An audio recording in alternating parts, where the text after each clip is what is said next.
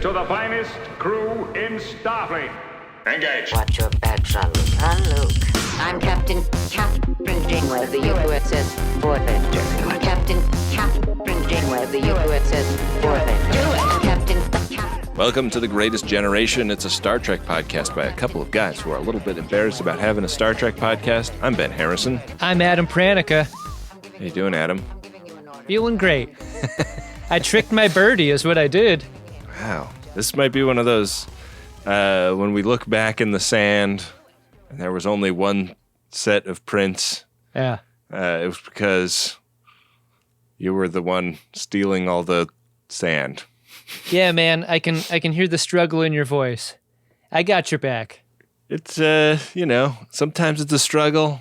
Most of the time it's not. This is easy compared to most jobs. Yes, and it's a real job, especially on days like today when one or both of us is feeling under the weather and jet lagged and all the rest. Honestly, many a time, this is the thing that I needed all along. You know, it's the recharge. Yeah, let's charge you up, man. Let's charge me up. I'm really glad we didn't roll like a fucking power hour on this one, though. What's up with our game? Is our game still broken? Oh. Several FODs wrote to us saying, hey, your little game is broken, and it appears to remain that way. I don't know what we do at the end of this episode, Ben. Maybe this is a no roll. Wow, that would be rare and weird. And then we just do a regular old episode next time. If the game's working, we'll roll then. I don't know what to make of it. I have, you know me, I'm worried that I hurt somebody's feelings at all times and in all places. And at the end of our... This is a personal problem, is what you're saying. Well, at the end of our show in London, we got to meet Craig Anderson in person for the first time. Oh, yeah. And Craig's great. I said, hey, Craig, we are going to go get a bite to eat with our friend Jeremy after this. We would love for you to join us because, what better way to pay Craig back for all of the kind work that he's done building this board game from the ground up. Absolutely. And always refusing to get paid for it. Then take him out for a nice meal. And I said, here's my phone number. Text me and I will text you the details because we didn't really know when we were getting out of there and, where we were going or how we were getting there. We had no information to provide at that point. Yeah. So I said, just send me a text. And then I did check my phone at some point to see if he had texted before we had headed out to dinner. And I didn't see a text, but looking back on when he texted me, it came in much earlier than when I checked. So I think I was just in the delirium of post-show and I must have missed it for some reason. Oh, no. And so I didn't text him back until I was back at the hotel that night. And I was like, hey, man, I'm super sorry. I did not see this. And you were totally invited, but I failed to notice your text when you sent it. Was there a reply to that? Yeah, he said, all good, mate. Okay. Just finishing up a rad night with FODs. I was chuffed you even thought to invite me. So it sounds like Craig went out and partied with some other FODs, which is always a good backup plan, Yeah, I don't know what chuffed means in London English, but it probably means I'm going to fucking kill you. I'm going to unplug your fucking website, dickhead. It's funny. When we went out to dinner, our buddy took a couple of pictures of us. Yeah. And like anything else that happened that day, I don't remember any of it. My mind was completely scrambled. I look like the expression on my face, I've never seen that expression before. I look totally not even there. Yeah. Was I a good dinner companion? You were. You kind of narrated when you were coming in and out of your presence in the room, though. There were times where you're like, "I'm here. I'm enjoying myself," and there were other times where you were like, "I don't know what's going on or where I am."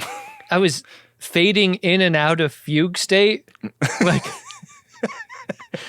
It's so weird. I had so much coffee that day because I was like, well, the one thing I know I'm not going to be is tired.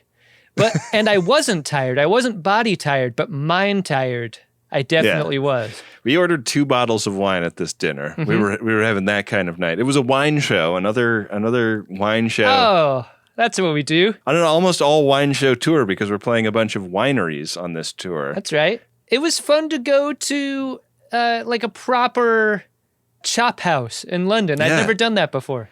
Yeah, and our waitress happened to be French, and I tried to order 2 different bottles of wines, and both bottles that I had picked out off the menu were French in origin, just by coincidence. And both times she said, "That bottle is a war crime." Yeah. She was very upset. She really stomped my nuts a couple of times. This isn't one of those restaurants where like the servers are known for being mean to people. This wasn't like a bit restaurant. No. And I think she was actually being super nice, but in that classic way where I just think that like when you say, "Hey, this is the bottle of wine I want," and they say, "You're wrong about that, sir," it really draws a bright underline under how little you know about wine, which, I'm prepared to admit I don't know a lot about wine. I think you know more than I do, and I think the technology that I deploy in situations like that is like, I never pick one. I'm like, I like wine that tastes like dirt, or I'm in the mood for something dry, or like the sort of food that we're planning on ordering is this. What's a good bottle for that? Like, I never want to get married to a bottle of wine on the list. Like, I want to work collaboratively with the person, and a lot of times that works. I went home to the hotel room and was telling my wife about what had happened with the waitress and the bottles of wine. You want to know what question she asked me? She asked me if the waitress was hot. What does that have to do with anything? You had an unusual European trip, I will say. You want to know something? Me and my good friend Phil from Seattle tell each other almost all the time, like as a refrain. Like, out of nowhere, I'll get a text on my phone from him, and this is what the text will say. "You did nothing wrong." Maybe I'll start sending these text messages to you when I get them from Phil, because I need to know this on regular occasions. Phil has my number. Can he put me on his list of recipients? You did nothing wrong, Ben. You didn't do anything wrong. Intellectually, I know that, but in my deep emotional core, I feel strongly that I did. We got a bottle of Bulgarian red wine at the end. Yeah. It was sturdy. I loved it. Yeah, love an Iron Curtain wine. Yeah, yeah, it was big fun. I don't remember ever having a bottle in the States, so that was neat. That was great. Want to thank Jeremy for being our dinner companion. That was fun. Yeah, I was really hoping to get to see Jeremy's narrow boat because he lives on a canal boat when he's in the UK, and he has a great TikTok page about like what it is like to live on a canal boat. It's like this total amazing lifestyle where he has to like, oh yeah, like I had to call the guy that works the lock at this part of the country that I'm heading toward so that I could arrange for passage into a different altitude of water. It seems neat to me, but being a person from Seattle with knowledge of folks who've lived on houseboats and in that climate, no fucking thanks. Like the thing that I've heard from folks who live in London is that like it's terrible for weather and it's cold all the time. Outside of the time that we were there for the London Podcast Festival, like my hands and feet are cold as it is. If I lived in a home that was on the water, I would never be warm. I couldn't live that way. You would never be warm, and also you have the kind of fastidiousness that I feel like would... I'd be out there with a pool skimmer, like in the water, cleaning up the area around my house. You would be absolutely overwhelmed by all of the different maintenance tasks that you would assign yourself living on a boat. You really know me. Yeah, that's absolutely how it would go. I'd be bloating and floating after like 2 weeks. Which is why I would not station you in the engineering department if I was the captain of a starship. I'd put you on something a little bit more chill, a little less important for keeping everybody alive. Not because I don't think you would do a good job, because I don't think it would be emotionally healthy for you. I am so glad that you look out for me that way, in the way that I hope you feel like I look out for you, Ben. I'd never assign you to a death mission. Never, ever. Well, speaking of people working in engineering and people going on death missions, let's get into the episode today, Adam. It's season 6 of Star Trek Voyager, episode 18. And you know that Kevin Uxbridge loves this one because of how raunchy it gets toward the end. Ashes to ashes. Revert course. Unless you've got something a little bigger in your torpedo tubes, I'm not turning around. We start in media dogfight. It's ship on shuttle violence. This lady is flying a shuttle away from a huge ship, and she's speaking a different language. She manages to escape and then starts broadcasting to Voyager in English. She seems like a really good pilot. Like, you don't know anything about this character in the beginning, but she's never panicky. She's always in control. Yeah. She definitely knows how to disable this much larger ship that's on her tail. Like, kind of a good introduction to her. It almost looks like she's targeting Voyager initially when it shows Voyager on the computer. I thought that as well, yeah. But no, she's just sending in a broadcast, and that is our cold open, like a tight 1-minute cold open, I feel like. After the theme, we see Mizadi, one of the Lilith Borg's children, in the ass lab. And she does that thing that, like most kids her age, are instructed to do this when the parents are away. Like, you are to answer the phone while we're gone. And you say... You say 7 residents. Uh-huh. At least this is what it was like in my house, right? When my parents would leave on the rare occasions when they would ever leave. And you would say, my parents can't come to the phone right now, not my parents aren't home. Exactly, because that's how you get thrown into a van and stolen, as was the fear of the time. I guess this isn't a thing anymore. Like, kids don't pick up their parents' cell phones and answer them. Hey, Mom, what does you up mean? There's some little pictures in this text. What are these of? This one looks like Grimace. I mean, is the thing with that no one has a house phone anymore? Yeah, I don't think anybody does. So this is just like Mizadi is doing something that was true in the 90s, but is no longer true. And it seems like it should be more difficult to do this. Yeah. What is difficult to do is transfer this call to Captain Janeway, and that's who the voice on the other end of the line is urgently asking for. Mizadi's kind of trying to like have her own conversation. Is this urgent though?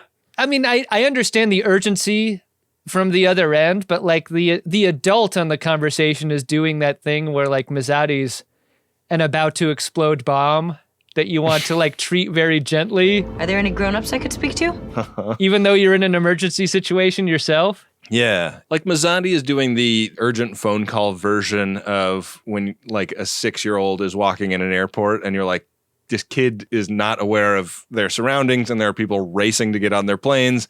This kid is going to get trampled. Yeah. Yeah. So the call hangs up or disconnects before anything can happen. I guess is it that Mizadi is like reaching for a button and accidentally hangs it up?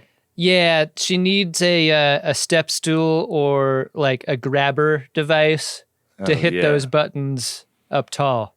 So in walk all of the other Lilith Borgs and Seven and Tuvok, and there's like a whole scene about like Tuvok kind of dragging Seven's parenting skills. You left the children unsupervised. I was gone for less than 10 minutes. Mizadi is like distracted while they're all having this conversation because she has turned back around to the computer to see if she can reestablish contact with this lady.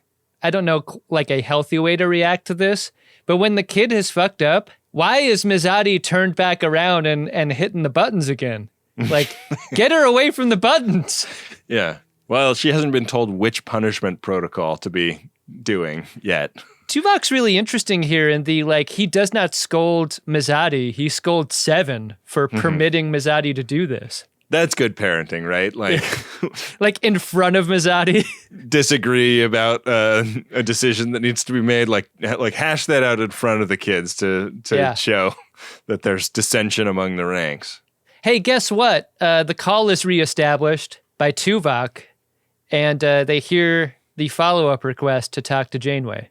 And on the bridge, we see this FaceTime. It's a person that introduces herself as Ensign Lindsay Ballard. Yeah. She is really excited to see Janeway, and specifically excited to see Harry Kim. And Harry Kim feigns ignorance at this. But I swear I don't know her, you guys. But yeah, she does not look like the Lindsay Ballard that they remember. And this is one of those like retcons that drives me crazy. Like, could they not just bring back like somebody that had been an extra in previous episodes or something? Somebody that was like plausibly familiar? It would have been cool. But like, if you're casting extras, are you really trying to cast the extras that have it, you know? Yeah, they might be distracting to the camera. Yeah. So I like Janeway's take here because she initially takes great umbrage with the idea, just the very idea that this is Lindsay Ballard. I don't know who you are, but I'm not amused. She wants to check her ID. She's fine with beaming at her 6-bay behind a force field until they can do this. And the force field is there to keep Harry Kim from her, I guess. And her from Harry Kim. Something about it reminds me of being in the womb. Get up, Harry. Who are you? Harry Kim. Parents must be very proud. Who are you? They come as a pair. Who are you? Harry Kim. Who else is she supposed to get chummy with? Harry Kim. And your mom? Very proud. Who are you? Harry Kim. I lasted 22 minutes. And your mom? Very proud. Harry Kim. Who are you? Harry Kim. Yeah, I mean, she claims to know exactly what his clarinet looks like. And she's describing the clarinet in really fine detail. Like, it comes apart in pieces, and there are a bunch of valves and stuff. Wow, she must have seen this specific clarinet. The doctor scans her while she describes her last mission with Harry Kim. And this is a harrowing story of shit going wrong involving the Hirogen. And things go dead wrong for her. They give her the commensurate torpedo tube funeral. They shoot her out into space. And what happened to her is that her torpedo was found by the Kobali, who procreate by reanimating the dead of other races. What an interesting idea. I really like this a lot. I do too. It's sort of like the existential version of, you gonna eat the rest of that? Like, the Kobali see that you haven't finished eating. How did this species arise, though? Yeah, there was a first Kobali. Do you think the first Kobali was just someone who was buried not dead? Yeah, they were like, hey, this gives me a great idea. It's really quite simple. All life is a physical and chemical process, correct? They must have very strong feelings about the dead in general. Were you expecting at this moment for Jeffrey Combs to make an appearance? I've conquered brain death. No doubt. I was shocked that he wasn't in this episode at this point. I feel like Jhet'leya's loaf is still warm from Jeffrey Combs' face. So they have, a conversation about all of this, and the EMH announces, like, yeah, there's like the DNA that you would need to establish that this is probably, in fact, Lindsay Ballard in there. I mean, it's been heavily altered and she's been turned into this other thing, but I think once this person was the person she's claiming to be. There's something really interesting about the performance that Kim Rhodes gives, because in describing what the Kobali did, the word desecration is not thrown around. Like, there is inherent cruelty in the idea of being made to forget your past life. Right. In the way that the Kobali made her. But there's also, like, some respect for the idea that, like, she was dead and now she is alive, which is a way of being that she wouldn't have been without the Kobali. And so, like, because she did not forget her past life, she jaked a shuttle and she attempted to find Voyager, which she did. Believe me, I was suspicious myself at first, but I am Lindsay Ballard. I love Janeway here, too. Yeah. She's like, if only you had been a hologram, maybe I would care more about your feelings or your agency here. Maybe I would even make out with you. Yeah, but she does decide that this is like an innocent until proven guilty moment. Oh, this time. That's good. And so she allows the force field to be dropped, and she lets Harry Kim and Lindsay, we assume, have a little moment together. There's coffee in that convincing story. It really helps that she's so nice, right? You don't get trauma from this character. Right. In a way that you might expect. If you, Benjamin R. Harrison, were to die and then be reanimated. Or if any comparison was made to like what the Borgs do. Like she's essentially been assimilated, and lots of people have come back from that, and we know how fucked up that feels. That's what makes it so unreal that Seven is relegated to the B story without any sort of opinion about this. Yeah, she doesn't even cross paths with this person. You need to cross-pollinate the trauma here, don't you? I think so. Well, you need to share your pain. And gain strength from the share. But that's part of it. Like, Jhet'leya / Lindsay Ballard is like nice and kind and happy to see Harry Kim, and revenge is not at the top of her mind for what's happened to her. She seems great. Yeah, she doesn't want to take it out on the Banes or the Kobali. They get forgiveness, you know? It makes you like her from jump, I think. I think that is very effective. Yeah. Our course is locked in. Do it. Listen to me very carefully, because I'm only going to say this once. What is also effective, I think, is the chemistry between her and Harry Kim. Like, there is affection that is not romantic, but it is deep. And I thought that the performances by both actors in this dynamic did a really good job of establishing that there's like potential for more than a friendship here, but what this is at this point is a really old friendship and two people meeting up after one of them thought the other was dead for a long time. I'm glad it's this and not like a married relationship where someone has moved on or whatever after death. Like you could really complexify this story in a way that I think could muddy it up. Totally. We have to have a McLaughlin group about this situation. Issue 1. This kind of feels like maybe the first time Lindsay Ballard ever got to meet with the senior staff. It's meet your now alive, previously dead employee day. She's a fine officer who's shown a lot of courage and determination over the past few years. This was so timely, this scene, because I immediately thought, well, I mean, does she have to go back to work right now?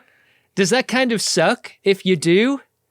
Did they give her like a couple of weeks to like reacclimate, like, or anything? Yeah. Your old shift is waiting for you in engineering. I mean, this is Voyager, and they're like, this person that claims to be somebody that we know, we're going to extend all the trust of them being the person we know and then put her next to the warp core where we put the things. Yeah, that's what we do. So, yeah, like the only precautions they're really worried about are like, what if the Kobali come back looking for her? So, you know, Tuvok going to do some analysis of her shuttle and see if he can kind of get his head around how they would defend themselves from the Kobali. But it's really the meeting after the meeting that's important here, right? Because once everyone fucks off, it's just Lindsay Ballard and Janeway. And Lindsay thanks Janeway for being so nice and for inviting her to a meeting she's never been to before in her entire career. Where was that on the list? Yeah, I know. She has this running list for the rest of the episode that she tells Harry Kim about after the meeting, where it's like all of the things I wanted to do when I got back to the world. It's like, you know, guys that went to Vietnam going like, man, when I get back stateside, I'm getting a hamburger. They just don't make them like that here, you know? What's in your fantasy fridge, right? Yeah. Didn't you get heavy Robin Leffler vibes from Lindsay Ballard? The reason I ask that is that Robin Leffler also had like her rules. Law 17, when all else fails, do it yourself. When you have rules and lists and you're an interesting lady in Star Trek, like that's a type of person. Yeah. And by type of person, I mean the type of person that Star Trek wants you to fall in love with. Yeah. Why? Why couldn't they just get Ashley Judd for this part? I know. Who else is Lindsay Ballard supposed to get chummy with? That's what I'm here for. So we cut over to, I guess it's Neelix's galley where this takes place in, right? Yeah. Where Naomi Wildman has some kind of board game set up, and this overly organized fun arranged by an overly organized Borgs who doesn't understand fun leads inevitably to disaster. Fun will now commence. And, it's not long before Naomi is like accusing Borgs of cheating, and Icheb is having a very characteristic Icheb-like public meltdown that is totally uncalled for. What did you make of this punishment? Like, if you're a Borgs or an ex-Borgs, just standing there staring has got to be one of the most comfortable things you could do. Like, it's not like being a child told to stand in the corner, like wearing the dunce cap or whatever. Like, Borgs fucking love this. They love staring. That's the briar patch for them, baby. Oh, I love staring into the middle distance. Punishment Protocol 9-8. Fuck yeah. Oh. It sure does feel like these XB kids are moody as hell in that middle school kind of way that are going to be a problem. Yeah. And not just because Seven's a helicopter parent. Like, they are awkward forces interacting here. It does seem like Mazzotti and Naomi are like similar age, or like similar levels of maturity and similarly serious characters. Like, it sort of feels like they might get along great. Are assimilation tubules a thing that happened at Borg's puberty? Like, once those babies come in, oh yeah, you're ready to assimilate. Our bodies are changing. We're seeing tubules show up in places that tubules never were before. You always want a bathroom with a partition if you're a male Borg. You don't want to see out of the corner of your eye someone hanging extra tubule. Oh God. Ugh. Really dispiriting. Yeah. I hate going to a Borg's ballpark and they have that trough-based urinal. Yeah. Just looking at a row of tubules. Yeah. The reason I ask is, like, it doesn't seem like the kids are dangerous in that way that I think would add a little extra fun to every scene involving the littlest Borgs, Yeah. So this disaster having been established, we cut over to some quarters where Harry Kim has helped Ensign Ballard get all of her old personal effects out of storage, which they kept on board the ship. And he's like, yeah, like they asked me to throw all this stuff in the matter recycler, but I didn't do it. Didn't you want them to have thrown away her shit? Like, I think that would have hit really hard in a really good way. I think part of my issue with this episode is that, like, death and resurrection are not as traumatic as maybe they should be to this character. And the idea that, like, after 3 years, it would seem as though a greater amount of moving on would have happened here. Like, I'm not saying, like, they'd forget about her, because they wouldn't. But, like, the practical matter of getting rid of someone's stuff seems like it could have and should have happened here. Even if it hadn't happened, it would have been interesting for them to talk about why. Because, like, moving on is a uniquely big deal for this crew because they have been out of touch with their families for such a long time. And so, like, now that they have been able to, like, learn a little bit about what's going on back in the Alpha Quadrant, and people in the Alpha Quadrant are aware that they're out there, there's all these new baggage surrounding, like, like, probably lots of them had spouses and significant others that moved on, and families that held memorials for them and stuff. And this is exactly the right spot for you to have said that, because, like, when you go through your old things, how much were you expecting a conversation about those family members or partners or whatever?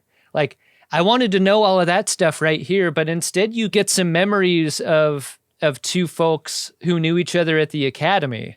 And there's, like, some joking around about being dead that Lindsay is very interested in doing, to the point where, like, it seems to really hurt Harry Kim to endure the sort of jokes that she tells about herself. Yeah. And even when it's clear that he's hurting, she continues to smash those nuts. You always were a terrible public speaker. It is a weird tone to take with somebody who's telling you about like what the eulogy at your funeral was. Yeah. But I guess like in some ways she's had a long time to process the idea that everybody thinks she's dead. Yeah, what's interesting is like she hasn't been dead for 3 years. Everyone else thinks she has been, and so she's had the benefit of those 3 years to process everything that's happened. Yeah, we learned that her whole ethos is based on a Klingon saying of "own the day," and that was like the theme of Harry's eulogy. And they're talking about this when the EMH calls them down to sickbay and announces that he has not a cure for what ails her, but a cure for what makes her look the way she looks. The doctor, notably an opera fanatic, decides to change the music that plays in sickbay. Needle drop on sixpence, none the richer here. When Lindsay Ballard takes off her glasses and shakes out her bald head, she just looks too good to be a librarian, right? Yeah. I thought that the production challenge of combining like the makeup department having kind of 3 different phases of Kobali loaf for her, and also the special effect of morphing between those was really well done here. Like not the same. The way it looks and the fact that her face is able to move is so good, and like this morph effect is really beautifully done, I thought. There's some blurring between faces here too. Yeah. And this first treatment doesn't take her all the way back to human. It gets her kind of closer to a midpoint between Kobali and human. Like her ears are less pronounced and like her skin tone comes a little bit more back. And people are still going to ask her why the long face, but it's just not as long as it used to be. Yeah. I was wondering if the doctor was going to pop that giant boil on the back of her head. It just rockets into the ceiling. Like it knocks down the drop ceiling behind them. Punches a hole in the hull. Oh, that's only one hypo spray. Man, amazing. Glad we were filming that. This is going to go crazy viral on r/popping. I've got to get that Platinum. Get that Low enlargement. I've got to get that Platinum. What now? Are you planning a heist? gold. Good to see you again.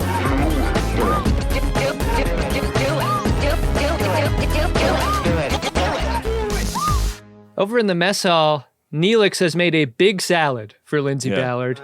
Ensalada grande. She's now in uniform. Would never have guessed that acai bowl makes it this far into the future, but it does. Yeah.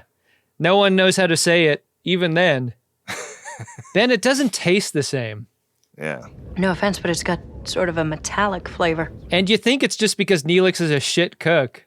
It's not. Kim thinks it tastes fine. Biologically, she's different now. Maybe the doctor should have stuck a hypo spray on her tongue. So the other thing she had on her list was go show up early for work. That was number 16. Yeah. And being good at her work was also, I guess, on the list. And she seems to have turned over a new leaf there as well, because BLT has there's some minor problem with alignment of blah, blah, blah, blah, blah. And she just kind of breaks into Kobali terminology as she starts talking about this, and then eventually just talking pure Kobali as she fixes the problem. And everybody in engineering is like, what the fuck just happened? Everyone in engineering who should be used to by now working with people of different cultures and languages stares at her like she is a monster. Yeah. The universal translator does not work when somebody spontaneously switches from one language to another. But having successfully solved for that problem, she's immediately assigned another project, which she agrees to do. We cut down to the ass lab where turns out Chakotay is now just a message boy on the ship. He's just bringing an iPad from Tuvok to 7. How far has this character fallen? It's incredible. I know, it sucks. Yeah. He's trying to be a shoulder for Seven to lean on here, because Seven does not want to be guardian into the Lilith Borgs anymore. Seven's like, why wouldn't they like me? What with this incredible schedule I've made for them? And she gestures to the giant screen in the ass lab that shows it. And you see a bit of the schedule, and it doesn't look fun at all. It looks like a giant drag. It looks like my schedule in high school. Yeah, it's no good. And Chakotay recognizes this. He tells her as much, and he's not going to grant her request to get off this duty. She's going to have to both please this booty and keep caring for the kiddos. Sorry, Seven. Permission denied. I mean, the point he's making is like, you should schedule fun, but also sometimes spontaneous fun is nice. Yeah. And, this is advice that Dan Savage gives to couples that have been together for a long time. It's like, initially, the two of you are the adventure to each other, but now, to continue, you have to, like, go on adventures together. Mm-hmm. So that's the scheduled fun, but, that can lead to spontaneous fun, I guess. Right. But don't make the fun too spontaneous. Yeah. Sometimes you need to take a thorough shower. It's your duty to clean that booty. Yeah, you got to use the backup loofah for some spontaneous fun. Yeah. Speaking of spontaneous fun, Harry Kim has an idea that he's going to take Lindsay on an ice skating date in the holodeck, and he's gotten all dressed up for it, and we are reminded that Tom Paris is also on this show. You two sure have been spending a lot of time together lately?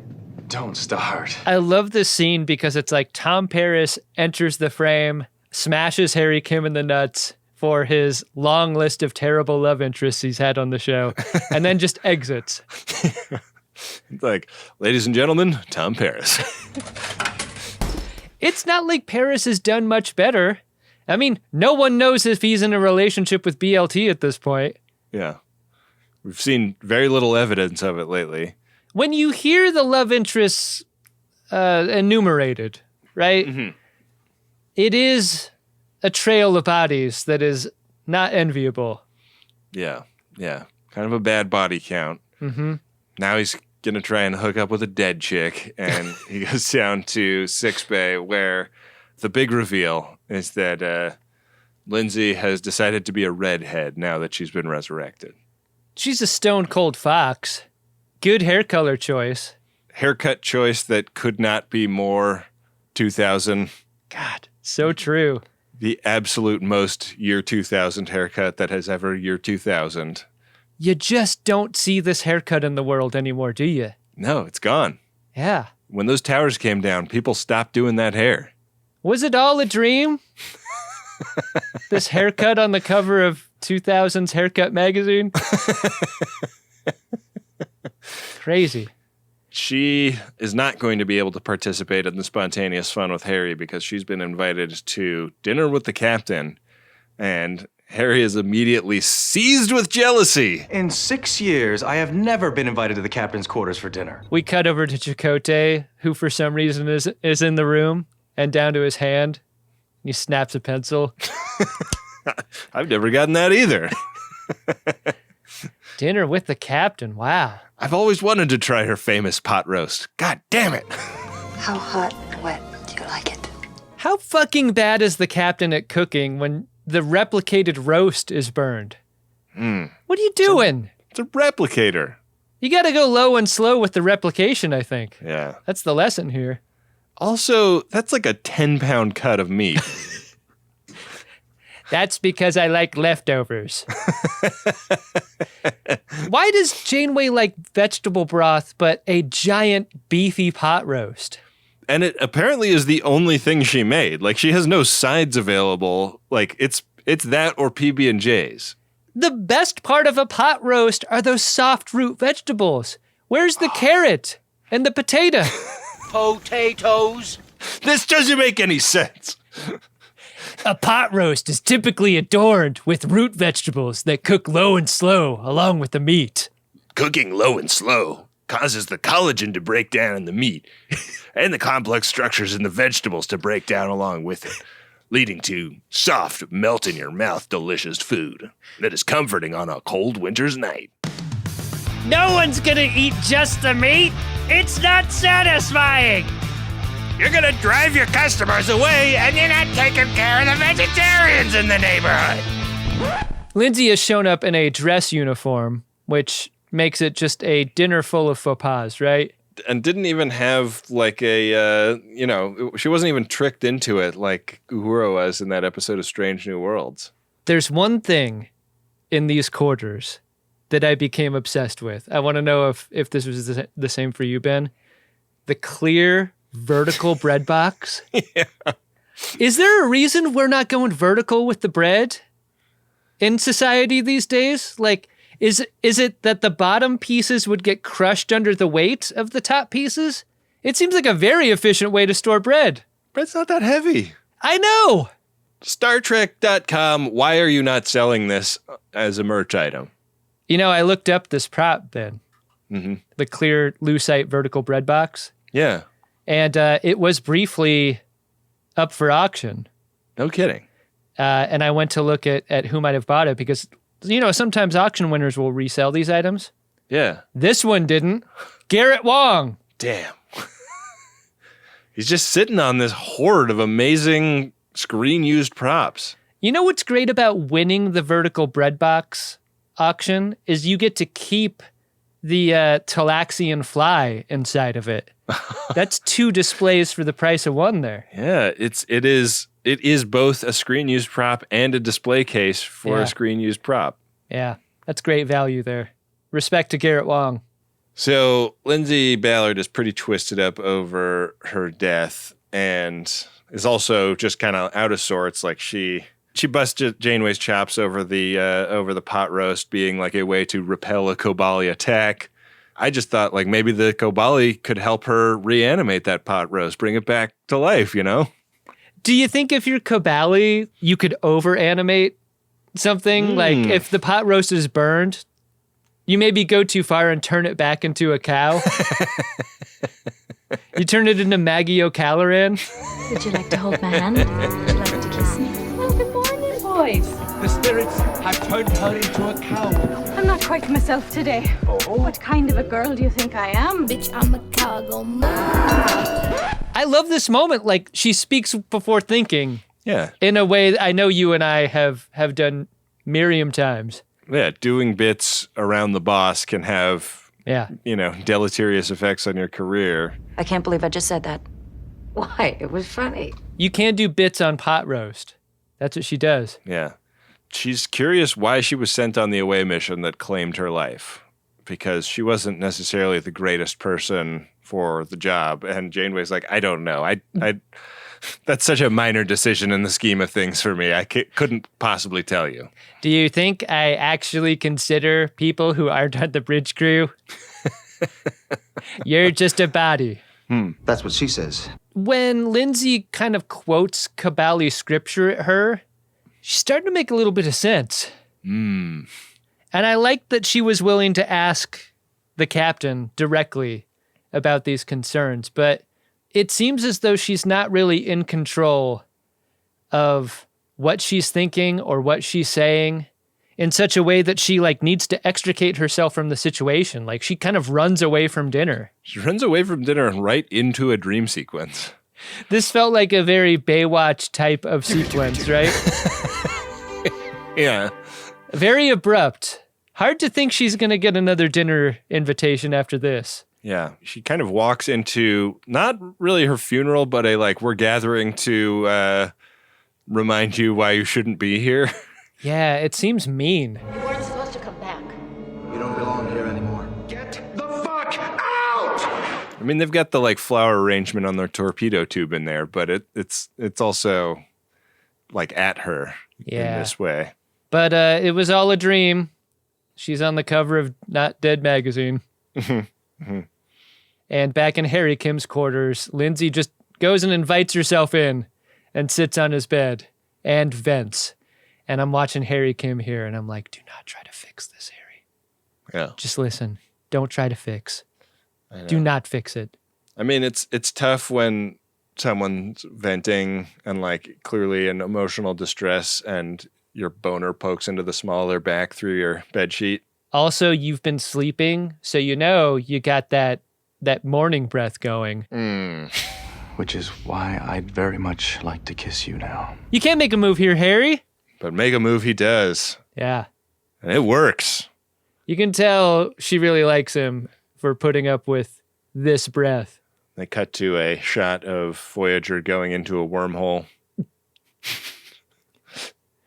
Cut to a shot of a clarinet being pushed fully formed into a pot roast. I know you don't want to do it. Do it. Coffee black. Make it yourself. I'm trying to help you see this as an opportunity to grow. Make it yourself. The next day in the mess hall, the Lillis Borgs work on sculptures, and Mizadi is the only one who has made an erotic cake. Hi, welcome to Sexy Cakes, the erotic bakery. And for this, Seven does not punish her. Yeah. Well, it's an extremely flattering erotic cake of 7, so. Seven looks at the sculpture and looks at Mizadi, and she's like, Mizadi, is this what fun looks like? I don't see the resemblance. You know, a lot of people talk about 7's bust. This is the first time we see it. I did not live far away from an erotic bakery in my college years, and what a fun place that was. Wow, did you ever buy anything? Yes, and I had Cake Spot for me also. Just, they're so absurd. Yeah. Just the idea of it. The idea that that could be the entire organizing principle of a bakery is really great. The thing about erotic cakes is how not erotic they are in any way. A woman going to the bathroom, you don't find it erotic? No, not really. They're not getting anybody quite as horny as Harry Kim's morning breath. No. In Harry's quarters, Lindsay is now sitting on the floor. Is this all happening in the same night? Like, are the Borgs up late doing clay, and then, like, post-coitus, Lindsay is up feeling feels? I mean, when you have your back completely blown out, does it just feel better to sit on the floor after? Is that what's up? Harry Kim just conked out in his refractory period. I lasted 22 minutes. Lindsay's new dad gets on FaceTime with Janeway and is like, hey, I really want to speak with my daughter. What's she up to right now? What's my beloved daughter doing right at this moment? Do you have the ability to, like, show me on the view screen? Just love to take a look at whatever she's up to. But yeah, there's this uncomfortable meetup in the meeting room where Lindsay comes in and is face-to-face with her father, who could have easily been played by Jeffrey Combs. I know. What was he doing at the time? Yeah, was he too busy? Are you sure you want to find out? I don't dislike this actor who plays Q-Ret. This is Kevin Lowe. Kevin Lowe is good. He's good. No one's saying Kevin Lowe is bad. No one is slamming Kevin Lowe. Hey, up high for Kevin Lowe. Yeah. Down low, too slow. When Voyager goes Kevin Lowe, we go up high.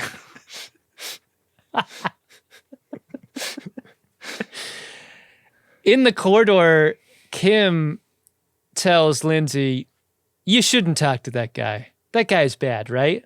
But Lindsay, like, wants the closure that this conversation would provide, right? Yeah. Like, you get the sense that she's got that real tell off your dad energy. Yeah. And you think it's going to happen in the conference room. Like, Tuvok and Janeway are there, and they're wearing dustbusters. And for some reason, Harry Kim is also in there.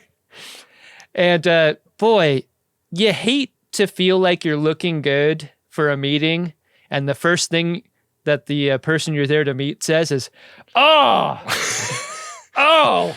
What did they do to your face? Oh. You were so beautiful. You don't get the sense that this is the dad that, like, tells his daughter that she looks great no matter what. Like, tries to boost up her confidence. He's also, like, outraged that he's like, you left your body in space. What was that? And they're like, that's our custom. And he's like, well, it's our custom to reanimate people. So it's our custom to eat the rest of that.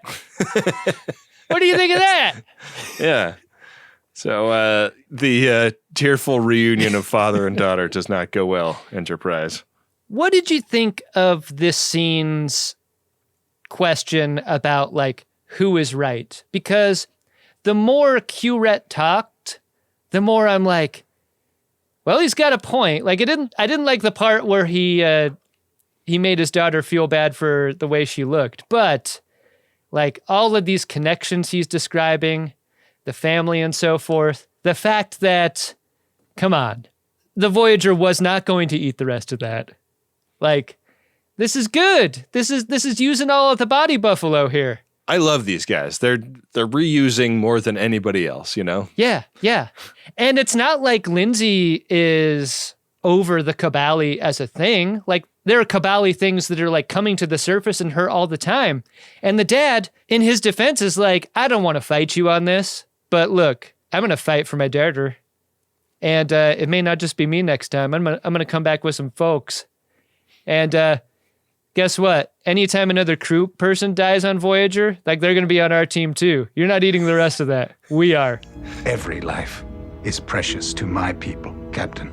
You might say resistance is futile. Do you think it was a mistake to make this part of the episode so interesting, or like, is it intentional to draw some equivalents here in both sides of this argument? I think the second one. I think this is the best of what Star Trek does is like confuse the shit out of you about who might be right and wrong in a situation like this. Yeah, absolutely. Later on, Lindsay is having a bum out in the restaurant after hours, eating her inert paste that she has to eat now that she's a Kobali. If the Kobali just eat French onion dip, that's not so bad, right? Oh, yeah. I think I'd be down. That looks good. It's just a packet of seasoning and like some sour cream and stuff, right? You know what? You can make it yourself by reducing onions and like doing the whole thing, but it's not going to be that much better than the French onion soup mix. Yeah. A French onion soup mix doesn't smell up your house either. Kobali cuisine at its finest. She is so sad about Q-Ret that she doesn't even want to do a prank on Tuvok. This is the scene where you learn she doesn't remember her human parents or her other ties. I kind of wanted this realization earlier. Yeah, it seems like a big thing to not remember and to not know that you don't remember for this long. She could draw Harry Kim's clarinet from memory, but she can't remember her own parents. It's too bad. So Harry's attempts to cheer her up are not going great, but he's like, let's do the prank on Tuvok. Like, I really got kind of fixated on that, so like I wanna get that done, you know, before anything happens. And she stands up and her face starts to morph back to the Kobali look. And unfortunately, I thought this effect was a little bit less, effective than the earlier morph effect. Have you ever tried to comfort someone in pain and their face started melting? Yeah, when I tried to comfort them by shredding some sick guitar, bro. Oh, the doctor's got bad news about the face melting. This pathogen has adapted to the treatment. And look, it's going to be fine. She just has to go get hypo sprays twice a day to her face. And she is really pissed at the doctor. Yeah. And she calls him every name in the Kobali book. Please try to understand. Stoika! Nepstoika Pendele Shabob! I don't want face dialysis twice a day. Yeah. Just want to be normal. I mean, I guess that's the reason you see face dialysis clinics all around. So it turns out Lindsay is only skin deep. She retreats to the shuttle bay and her own ship, which you would think is parked next to Neelix's ship, but it isn't. No, we don't get to see the Q-Rax or whatever the fuck it's called. Harry Kim finds her there. I mean, she's just having a bum out on her ship. Which is a total sty, just like her dorm room in college. Kim's like, look, babe, I'll still blow out that back, even if it looks like a Kobali back from now on, you know? Let's put these shuttlecraft seats out flat and let's smash. That'll make you feel better. It always cheers me up. What about getting like a face pump, like Ketracel White? I got that ice cream, that candy, that girl, that white. You know, like maybe you just get that face stuff running constantly, so you're always looking like a woman from the year 2000 with that haircut. Come on. Surely we can come up with a solution to this problem. But she's given up, Ben. She's come around to the idea of not fighting this anymore, and when the banger drops, You can tell she's the only one uninterested in fighting. Daddy's back, and he's brought friends. Yeah, as promised. And they rush up to the bridge where Voyager is, attempting to repel this attack. And she's like, no, stop, it's all wrong. Let me talk to them. You got to believe if you're, like, getting casualties on Voyager from this attack, like, it's just benefiting the Kobali, right? But casualties don't always mean death, right? That's what we've learned. Yeah. Yeah. Maybe not, who knows? When the casualties don't mean death, it means you are going to eat the rest of that. It's weird how many of our euphemisms have to do with food, like the freshening up and the are you going to eat the rest of that? That's fun. Yeah. And the loaf. I like our show. Yeah, it's a good show. On the bridge, for some reason, Lindsay Ballard is invited. Yeah. Yeah, and she's like saying, call off the attack. I'm going to go back. I'm going to give the Kobali what they want, me. And Harry's trying to stop her. She's like, hey, listen, like, I already died and it sucked for both of us. But this way, I'm going to die and we can actually say goodbye to each other. So in the transporter room, it is goodbye time. And Jhet'leya arrives there and Kim says goodbye in her language. And that's fun. And then she says goodbye in his language with a kiss. He says goodbye in his language. He pulls out a clarinet and plays a few licks. He can barely look at her when he transports her away. This was pretty devastating. Yeah. For a character that we've watched endure romantic trauma over and over and over again, I think this was the toughest one. She does end by saying, listen, I didn't cross everything off my list, but I crossed off the one that mattered most. And then she makes a circle with one pair of fingers and pokes her index finger from the other hand into that circle. She kind of turns into profile and like puts both of her hands behind her back and just kind of explodes the hands.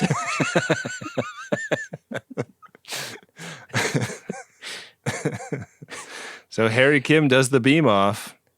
And then the button on the episode is him holding her hairbrush, which, in Kobali land, she won't need because she doesn't have hair, so she didn't take it with. Not that we've seen.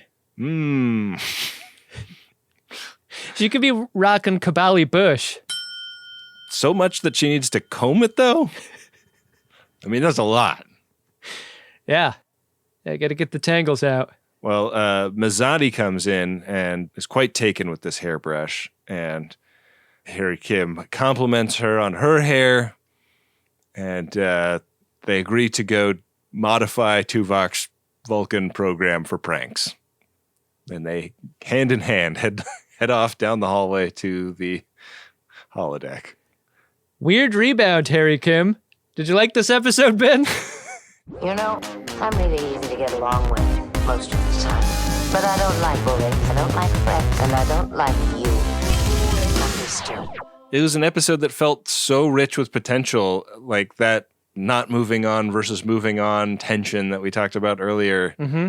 It's so strange that a writer's room sat around and pitched ideas for this story and didn't hit on what a big deal that would be for the Voyager crew and what an interesting unexplored angle on Voyager that would be. Yeah. And for all of the richness of their performances and like some really amazing technique stuff that they did to tell this story, I felt like it wasn't quite the right story to tell with this premise.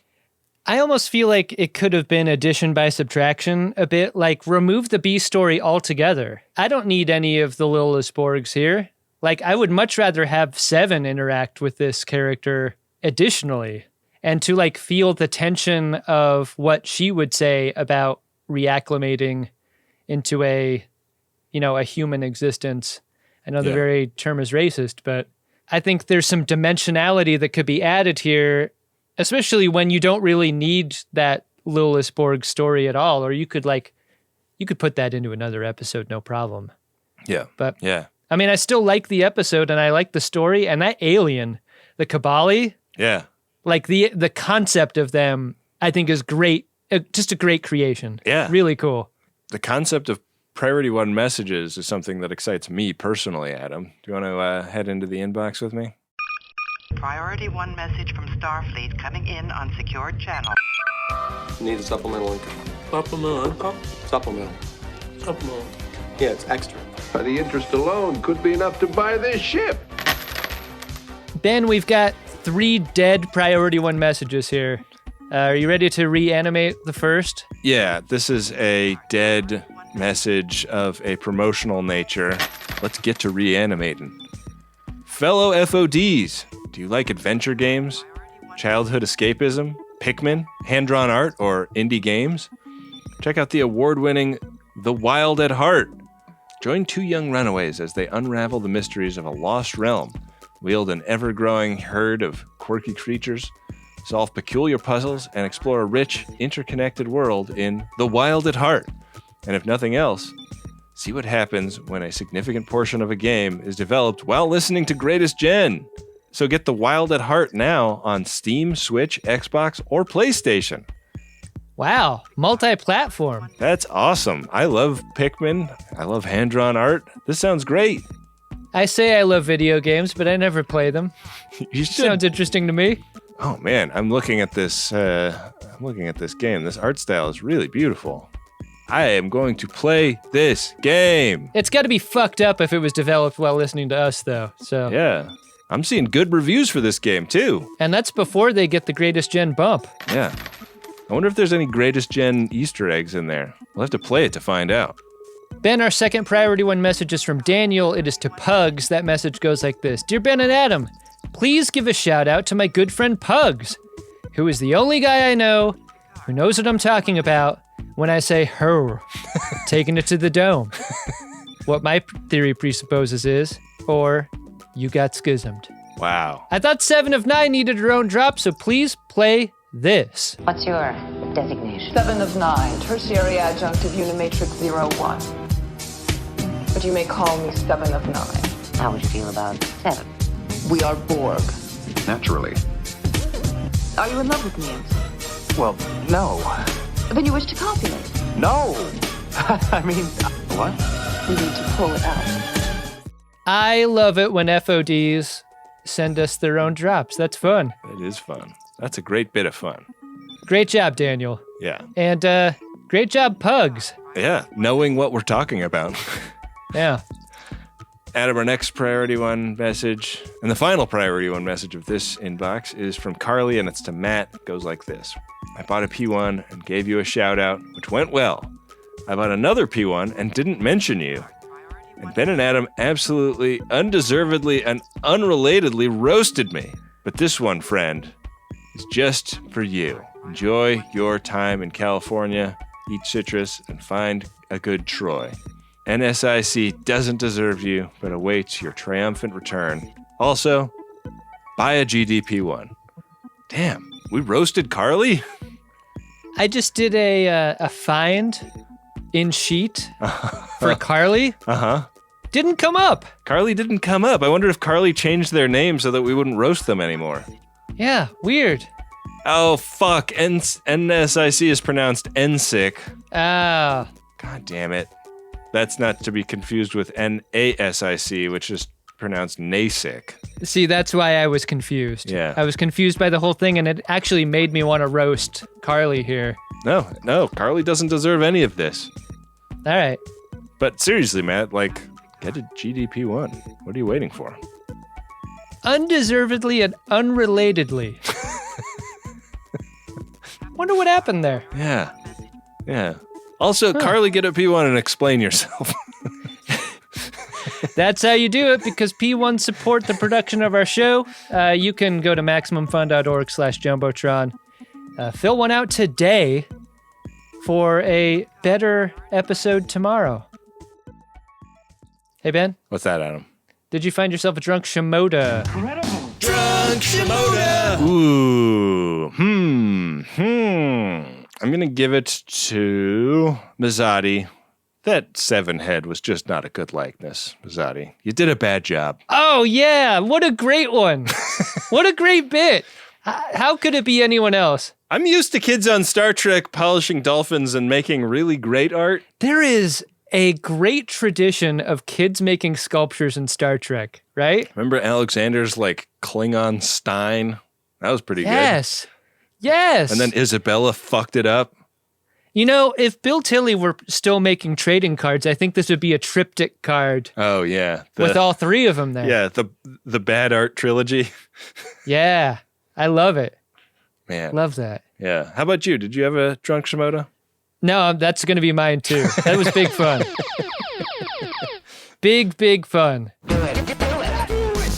Ben, we got to figure out what the next episode is, but without a game, what do you want to do about it? I don't know, man. The game of buttholes, the will of the caretaker, still broken. Still broken. We can't even get to the admin page of it. Yeah, what the hell? You know what? I'm going to text Craig Anderson right now. Let's see, what should I say? Hey, man, what the fuck? You flaked on dinner and you fucked the game. Yeah. Ben, what episode are we going to watch next week? It's season 6, episode 19 of Star Trek Voyager. It's called Child's Play. The Voyager crew must rescue a young boy being used as a weapon of destruction against the Borgs? Sounds like a real moral quandary. Sounds like a boy bomb. Ben, here's what I'm going to vote for. Why don't we make the next episode a regular old episode, and maybe by then the game will be fixed. It's our show. We can make up what the rules are. Yeah, I'm just looking forward at the production calendar. We got a lot on our plate recording-wise this week, so I think a regular old episode is both fair to us, fair to the friends of DeSoto, and the right thing to do. Check your podcast feed and check it often. Mm-hmm. That's our advice. Well, my advice is to head to MaximumFun.org/join if you like this show and pick up a monthly support tier that works for your budget. You know, of all of the ways that we have set up to support this show, that's the best one. The one where the most rubber meets the road for us. That support allows us to do things like live show tours, like we're doing right now. Touring is wildly expensive, and our ability to do that is made possible through the support we get at MaximumFun.org/join. So thanks for doing that. And hopefully we'll come out to see you in a city near you.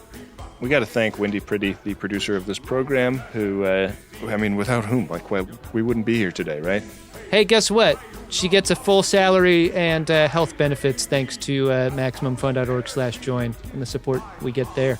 Indeed. We got to thank Bill Tilley, the card daddy, who runs the @GreatestTrek social media accounts. Just about every social network there is that's worth being on, and many that are not worth being on.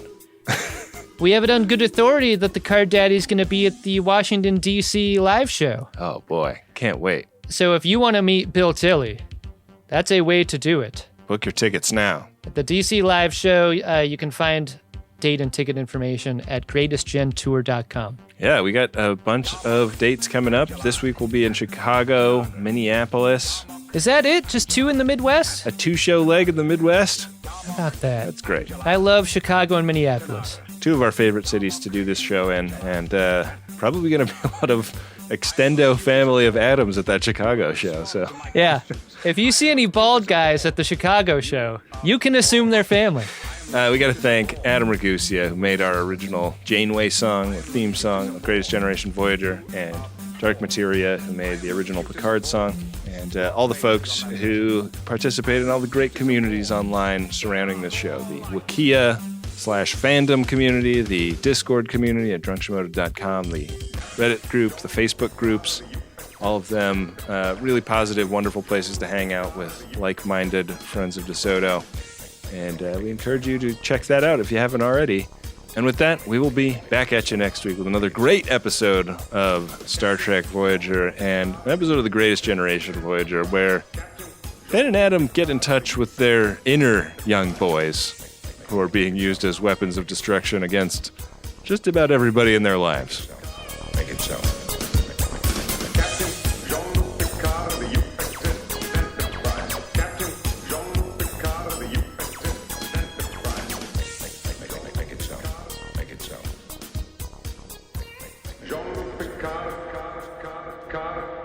Quirky creatures. Quirky creatures. Quirky creatures. Quirky. That's tough. Maximum Fun, a worker-owned network of artist-owned shows supported directly by you.